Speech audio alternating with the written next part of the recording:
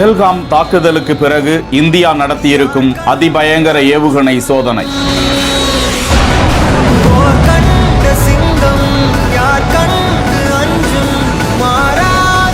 அரபிக்கடலை அதிரச் செய்யும் வகையில் பாகிஸ்தானை நோக்கி ஏவப்பட்டிருக்கிறதா?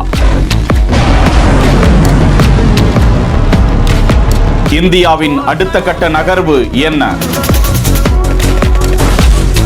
உலக அரங்கில் திரும்பி பார்க்கக்கூடிய வகையில் தீவிரவாதிகளால் இந்தியாவில் அப்பாவி சுற்றுலா குழுவினர் 26 பேர் படுகொலை செய்யப்பட்ட சம்பவம் பெரும் பரபரப்பை ஏற்படுத்தியிருக்கும் நிலையில் இந்திய ராணுவத்தினர் அலர்ட் ஆகி வருவதாக புதிய தகவல்கள் கிடைத்துள்ளன. இந்த நிலையில்தான் அரபிக்கடலில் INS சுரத் கப்பற்படையினர் இந்த ஏவுகணை சோதனையை நடத்தியிருப்பதாக தகவல்கள் கிடைத்துள்ளன.